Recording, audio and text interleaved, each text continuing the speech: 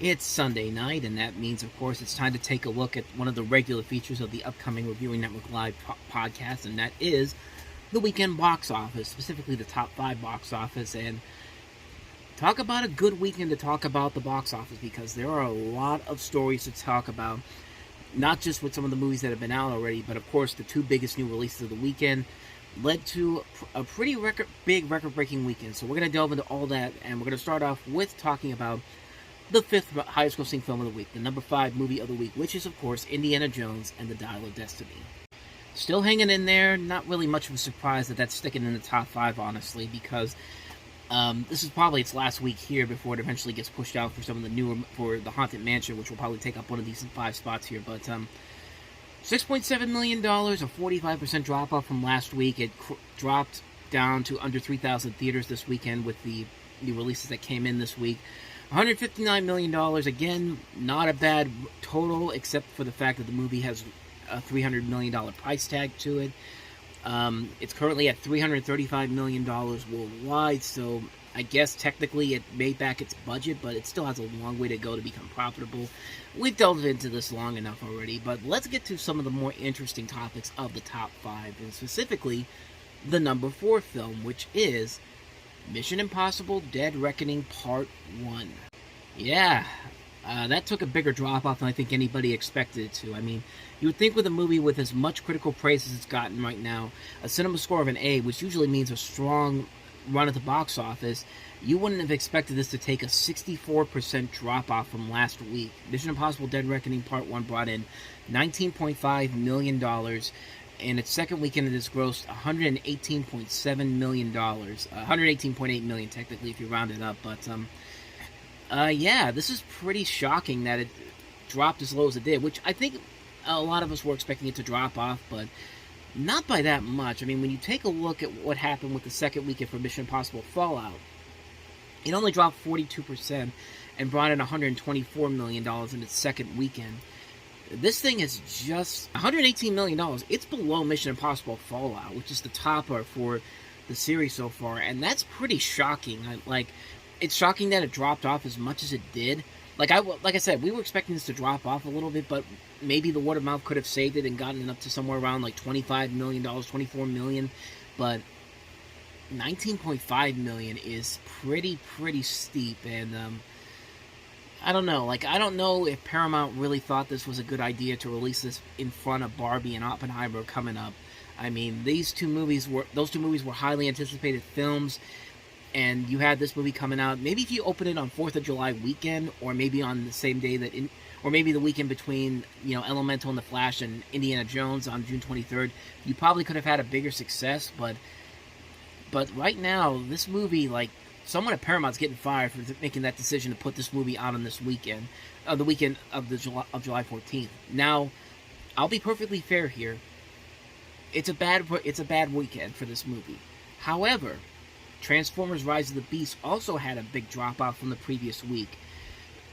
When it opened last month, it opened to $61 million. It dropped 66% to $20 million the following week, and yet, Ever since then, it's had small drop-offs up until this week when there's bigger competition in there. So, Transformers did make its money back, and it did make a profit back, $155 million. So, even though this is a huge drop-off for this week, I don't think anybody should be calling this dead on arrival. I think this film will continue to have legs in the weeks to come, even with the slew of competition coming up with Haunted Mansion, then the Meg 2, then Ninja Turtles, and then Gran Turismo. Those are films that could make a dent in the box office, but at the same time, it's gonna be interesting to see how this one holds up. I don't think anybody at Paramount is really saddened that this is not doing as well as they should, because this is still gonna make a profit for them. It's still gonna be a big hit. I mean, it's already over $370 million worldwide in just 2 weeks, but and that also has a high budget to it, but it's benefiting from more of a worldwide audience coming into it. And I think the worldwide audience is going to be that thing that has to be the catalyst for this thing to become a big success. So I think this movie's going to be fine in the next weeks to come, but 64% is a stunning drop-off for this movie after the second weekend. So anyway, let's go on to the number 3 film, and that is The Sound of Freedom. Still hanging in there after 3 weeks, $20 million, another $20 million this weekend, only dropping 26%. $124.7 million after its third week. What more do you need to say about this movie? It's a hit. There are some sketchy things about about what's actually happening in the theaters themselves, but the numbers are showing that right now that this is still one of the biggest surprise hits of the summer, and it's going to be interesting to see how this plays out. Will this continue to drop off as these two new movies that we're about to get into have opened up now and have really no major competition for them coming up for a little bit now? So, but regardless, we're going to see what happens with this. So we'll see what happens with The Sound of Freedom in the next couple of weeks. That and Mission Impossible will be the two most interesting stories going on outside of the top box office, I think, as whether or not Mission Impossible can find some legs, whether The Sound of Freedom will continue to have its legs going forward. But let's get to the battle that we're all talking about. We're not even going to start at number 2. We're going to start at number 1 because everyone has to know who won the battle. Who won the epic battle between Barbie and Oppenheimer? There was optimism on both fronts. Both movies were highly acclaimed by critics and audiences. Both have an A cinema score. Theaters were packed. The memes have been glorious. I mean, I've done several videos about this right now, about this thing that's been going on. Who actually won the battle overall? But it's a battle that everyone's been wanting to know who's going to win it all. But when you really look at it honestly, I don't think it was really that much of a surprise who actually won. But regardless of that, these are two still very big box office numbers for these movies. Of course, the number 1 movie was, of course, Barbie. I think that one had more of the mass appeal to it because it didn't just appeal to the little girls, but it also appealed to most people in general, women, teenagers, adults. You know, the buzz on this movie was so high. I mean, like, Warner Brothers really needed that to succeed. We'll delve more into that in just a second. But Oppenheimer didn't do too bad either. Oppenheimer did very, very well. It brought in $80.5 million. A big hit for a movie that's 3 hours long, an R-rated movie. It was a great weekend for the box office. So let's just delve into all the records that these movies broke. Now, in total, both of these movies brought in $235 million domestically alone, with just those two movies. And this was something that I thought was pretty interesting, that I never really considered, but never before in the history of Hollywood have Hollywood movies where we've had two movies open $1 to $100 million and another over $50 million at the domestic box office, which is incredibly hard to believe when you really consider how big the box office has gotten ever since Spider-Man in 2002 opened, and it opened the floodgates for an over $100 million opening weekend.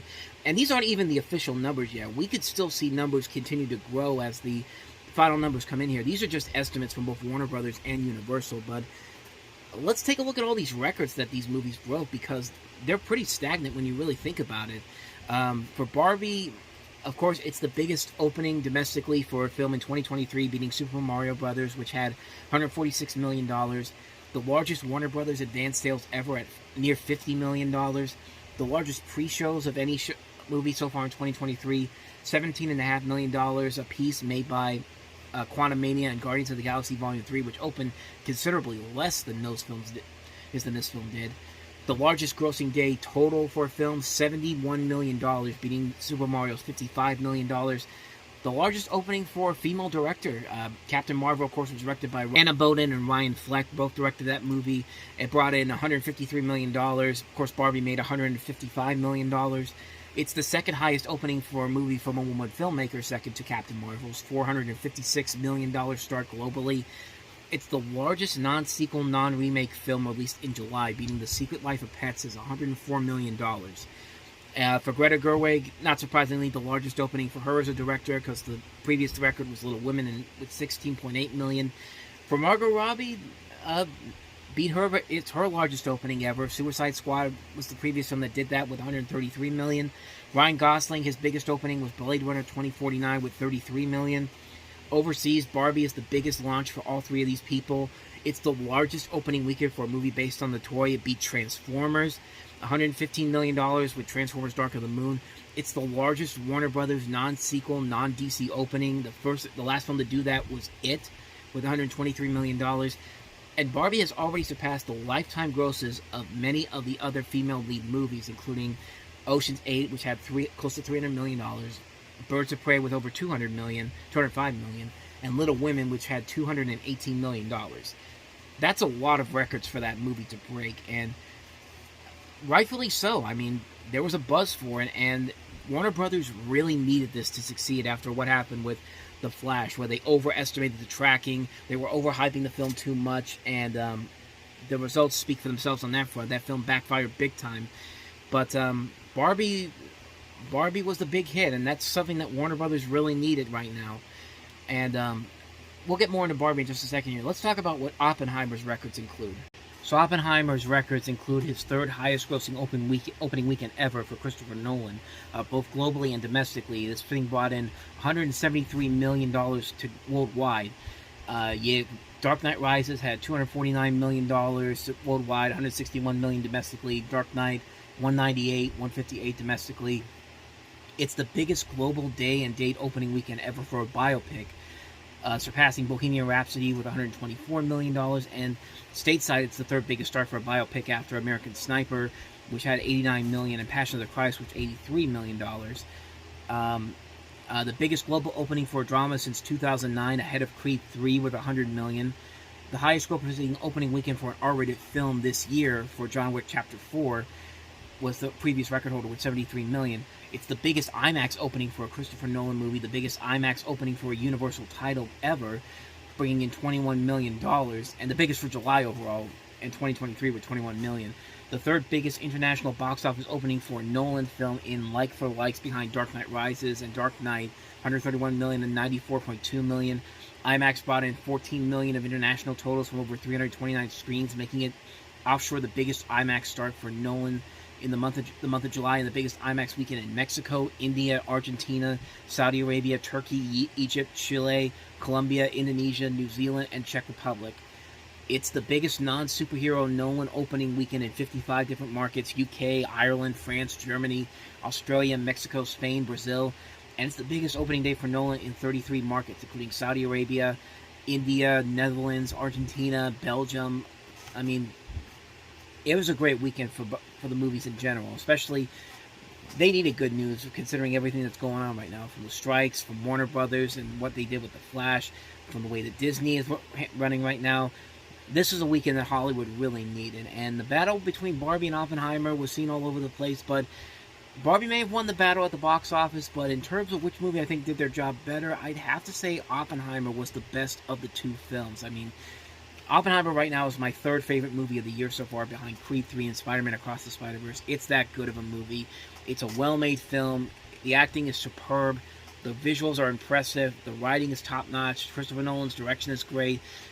It's an all-around winner. I can't recommend this movie enough. If you have not seen it already, go out and see Oppenheimer, especially see it on the biggest screen you could possibly see, in your general area at least, because I know, of course, that the film, the 70mm IMAXs are like it's very selective areas. So if you want to go see it, you'd have to, in case of my neck of the woods, you'd have to go all the way out to King of Prussia, PA, near Philadelphia to see it. And needless to say, I don't think you really want to drive all the way out there, especially if you live near Pittsburgh, which is on the complete opposite side of the state. So, yeah, I kind of wish this opened in more theaters, across the country like that. But I saw it on Cinemark XD. It's more than worth it. But that's not to say that Barbie is a bad movie either. It's a really solid film. It's a very funny film. It's one of my favorite movies of the year as well. It's just a great movie. It's a crowd pleaser. I think most people who go into it knowing what they're going into are going to be very pleased with what they get. I mean, it's a very fun, over-the-top comedy, great performances, great production design, great comedy, great visuals, great storytelling. It's a really entertaining film, and I really was very impressed with what they were able to do with this, because it took me by surprise, some of the elements of the story that they went into. It plays with your expectations in a good way. Like, it gives you a different thing that you're setting yourself up for, but in the end, it doesn't really screw you over when they do it. It makes for a very entertaining film overall. I really want to see both of these movies again in theaters, but as I said in my review, it's going to be kind of hard to do that considering what we've got coming up. With next weekend being Haunted Mansion, I'm going to have to check that out. And then Ninja Turtles Mutant Mayhem, Meg 2, The Trench, The Last Voyage of the Demeter is one I'm really looking forward to seeing, which comes out on August 11th. So there's going to be a lot of weekends where I'm going to be seeing other movies. I'm guaranteeing that this will probably stick around until the weekend before Labor Day, because I think the next big movie that comes out that after Last Voyage of the Demeter that I'm really looking forward to checking out is The Equalizer 3, which comes out on Labor Day weekend. For now, we'll see what happens if this strike keeps going into the month of August, and whether or not that changes the dynamics of moving that film around. But I'm going to try to see both of these movies again in theaters at some point. Hopefully, I will do that sooner rather than later, but I make no guarantees. As far as the rest of the box office goes, it kind of goes without saying that I kind of saw where everything was going to go. Insidious: The Red Door dropped 50%, $6.5 million, $71 million after 3 weeks. Elemental is finally dropping out, but still holding strong, $5.8 million, $137 million after 6 weeks. Spider-Man Across the Spider-Verse had its biggest drop yet with $2.8 million, $375.2 million. It's still making a ton of money. Transformers dropped off big time, not surprisingly because of the new competition, but still $155 million after 7 weeks is not too bad. $1.1 million this week. No Hard Feelings dropped off to just a little over $1 million, $49.2 million after 5 weeks. Probably the biggest drop off, which is not surprisingly considering what opened up, was The Little Mermaid, which dropped 71% from the previous week with just $687,000, but it's going to close in around $300 million. So domestically, $300 million plus the fact that it's made over $500 million worldwide. It's done pretty well for Disney. It's been one of their few bright spots of a summer that has not been the best for them.